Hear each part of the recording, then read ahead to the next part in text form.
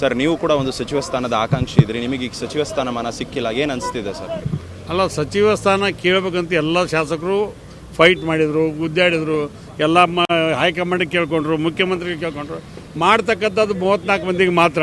ಅಂಥದ್ರೊಳಗೆ 20 ಉಳಿದಿದ್ದು 20 ಮಾಡ್ಯಾರ. ಅವರೆಲ್ಲ ಆದವ್ರು ಕೂಡ ನಮ್ಮ ಸಹಪಾಠಿಗಳನ್ನ ಒಳ್ಳೆ ಕೆಲಸ ಮಾಡ್ತಕ್ಕಂಥದ್ದು ಸನ್ಮಾನ್ಯ DK ಶಿವಕುಮಾರ್ ಸಾಹೇಬ್ರ ನೇತೃತ್ವದಲ್ಲಿ ಒಳ್ಳೆ ಸರ್ಕಾರ ಕೊಡ್ಬೇಕಂತ ಪ್ರಯತ್ನ ಮಾಡಕತ್ತೀವಿ.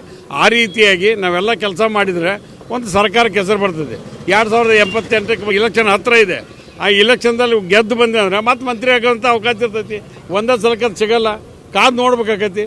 ಅಲ್ಟಿಮೇಟ್ಲಿ ಹೈಕಮಾಂಡು ಮತ್ತು ಮುಖ್ಯಮಂತ್ರಿಗಳ ತೀರ್ಮಾನ ಫೈನಲ್. ಸರ್, ಮಂತ್ರಿ ಆದವ್ರಿಗೆ, ನೂತನವಾಗಿ ಆಯ್ಕೆ ಆದಂಥವ್ರಿಗೆ ಏನು ಹೇಳ್ತೀರಾ ಸರ್? ಏನು ಹೇಳಕ್ಕೆ ಇಷ್ಟಪಡ್ತೀವಿ? ಅವ್ರಿಗೆ ಇವತ್ತು ಸಂಜೆ 4 ಗಂಟೆ 5 ನಿಮಿಷಕ್ಕೆ ಅವ್ರು ಓದ್ ತಗೋತಾರೆ. ಅವರು ಪ್ರಮಾಣ ವಿಚಾರ ಸಮಾರಂಭಕ್ಕೆ ನಾವು ಹೋಗ್ತೀವಿ. ಹೋಗಿ ಅವರೆಲ್ಲರಿಗೂ ಶುಭಾಶಯ ಕೋರಿ ಈಗಾಗಲೇ ಭಾಳ ಜನ ಭೇಟಿಯಾಗಿದ್ರು. ಅವ್ರು ಶುಭಾಶಯಗಳನ್ನು ಕೂಡ ಕೋರಿದ್ವಿ. ಸರ್, ಕೊನೆಯದಾಗಿ ಸರ್, ಕೆಲವೊಂದಿಷ್ಟು ಶಾಸಕರು ಅಸಮಾಧಾನವನ್ನು ವ್ಯಕ್ತಪಡಿಸ್ತಿದ್ದಾರೆ. ಕೆಲವೊಂದು ಕಡೆ ಪ್ರತಿಭಟನೆಗಳು ಕೂಡ ಆರಂಭವಾಗಿದೆ ಅವರ ಬೆಂಬಲಿಗರಿಂದ. ಅಂಥವ್ರಿಗೆ ಏನು ಹೇಳ್ತೀವಿ? ಅಧಿಕಾರ ಅನ್ನೋದು ಸ್ವಲ್ಪ ಅಸಮಾಧಾನ ಇವು ಸಣ್ಣ ಪುಟ್ಟ ಇರ್ತಾವೆ. ಆದರೆ ನನ್ನ ವೈಯಕ್ತಿಕವಾಗಿ ನನಗಂತೂ ಅದು ಯಾವುದೂ ವಿಚಾರ ಇಲ್ಲ. ಅಲ್ಟಿಮೇಟ್ಲಿ ಹೈಕಮಾಂಡು ಮುಖ್ಯಮಂತ್ರಿ ತೀರ್ಮಾನ ಫೈನಲ್ಲು. ಮಾಜಿ ಮುಖ್ಯಮಂತ್ರಿಗಳಿಗೆ ಅದನ್ನೇ ಹೇಳೀವಿ, ಎಲ್ಲರಿಗೂ ಅದನ್ನೇ ಹೇಳ್ತೀವಿ.